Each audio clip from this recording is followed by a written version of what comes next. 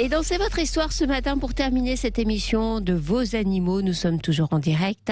J'ai le plaisir de recevoir Christophe Marie, porte-parole de la Fondation Brigitte Bardot. Bonjour Christophe. Bonjour Natacha. Alors malgré ce contexte sanitaire qui perturbe la vie des Français, la Fondation Brigitte Bardot est toujours sur tous les fronts, sur le front bien sûr de la lutte contre la maltraitance animale sous toutes ses formes, et notamment sur la prise en charge des animaux de la ferme. On le sait peut-être moins, vous ne vous occupez pas que des chiens et des chats, vous avez beaucoup d'animaux de ferme chez vous. Ah oui, tout à fait. Oui, effectivement, pas uniquement les chats et les chiens, puisqu'on s'occupe également des animaux sauvages en France et à l'international. Mais en ce qui concerne les animaux de ferme, effectivement, depuis quelques années, on a développé des actions qui sont menées aussi avec les services vétérinaires pour pouvoir intervenir là où il y a des cheptels en souffrance et pour pouvoir accueillir ces milliers d'animaux, puisque là, on parle de milliers d'animaux. Oui. On a organisé des lieux d'accueil également. Donc, en fait, on intervient notamment là, actuellement, par exemple, on a plus de 2400 moutons parce qu'on intervient sur des sites d'abattage clandestins au moment de l'Aïd el-Kébir notamment, où là, c'est des centaines de moutons qui sont pris en charge par la Fondation. Les bovins, on en a 1 millier, des équidés 1 millier également, beaucoup de cochons, de chèvres, de lapins, enfin, énormément d'animaux de ferme. Et alors, on a 3 refuges à la Fondation Brigitte Bardot, mais on n'a pas la possibilité d'accueillir tous ces animaux. Oui, au on niveau imagine de nos bien. sites propres. Voilà, donc c'est pour ça qu'on a développé un partenariat tout à fait unique avec d'anciens éleveurs ou alors de fils d'éleveurs qui ont une exploitation qui ne voulaient pas forcément se diriger vers l'élevage, et on a mis en place des systèmes de pension, ce qui permet effectivement d'avoir à vie ces animaux simplement pour les soigner. Mmh.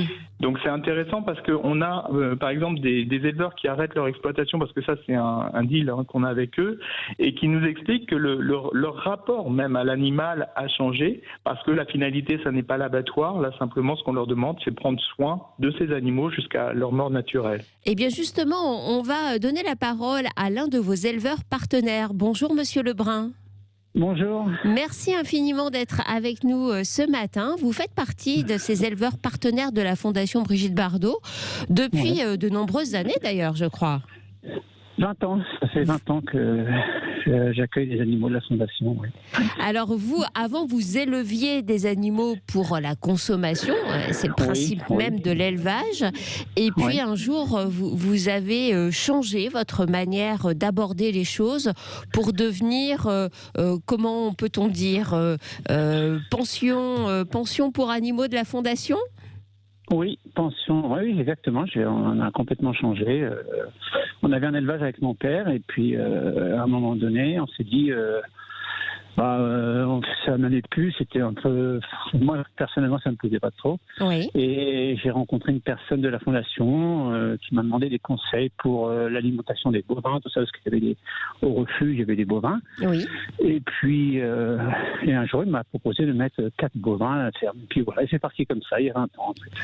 Et alors aujourd'hui, vous avez combien de pensionnaires dans votre ferme, Monsieur Lebrun ? J'ai 32 bovins et 23 moutons. D'accord. Et alors, on l'a bien compris avec les explications de Christophe Marie, votre rôle, c'est de veiller sur eux jusqu'à leur belle mort.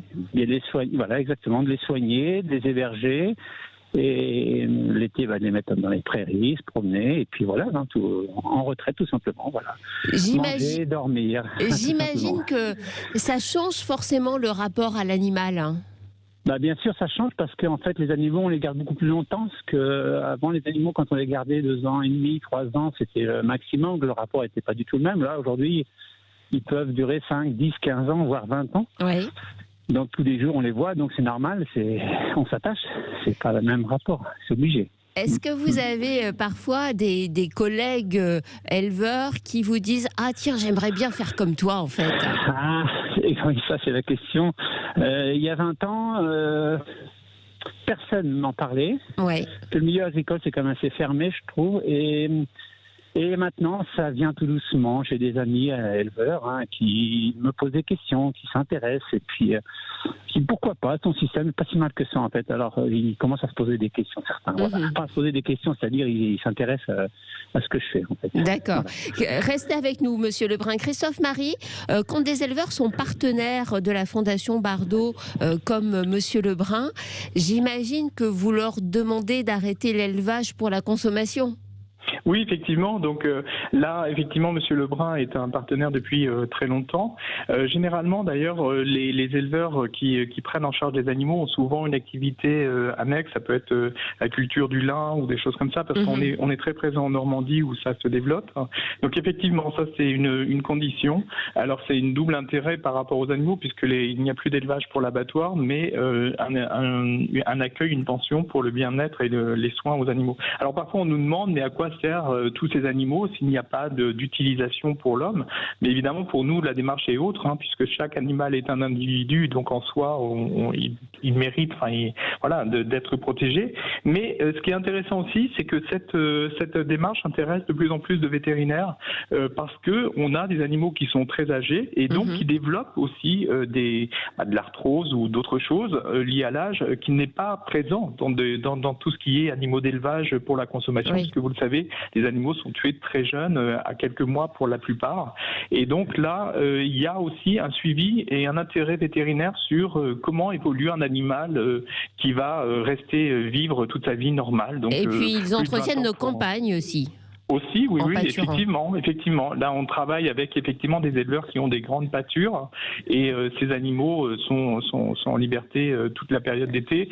L'hiver, sont souvent rentrés en bâtiment parce que notamment en Normandie, il faut aussi laisser au repos les pâtures. Mais effectivement, ça entretient aussi les campagnes. Merci à vous, Monsieur Lebrun, d'avoir témoigné ce matin sur Sud Radio dans Vos Animaux. Juste très rapidement, Christophe Marie, comment on peut soutenir la Fondation Bardot ?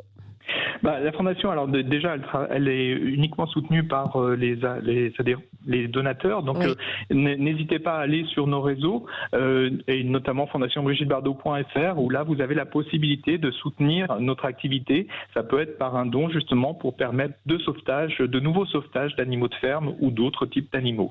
Eh bien, merci infiniment et bravo pour le travail formidable que vous réalisez à la Fondation Bardot.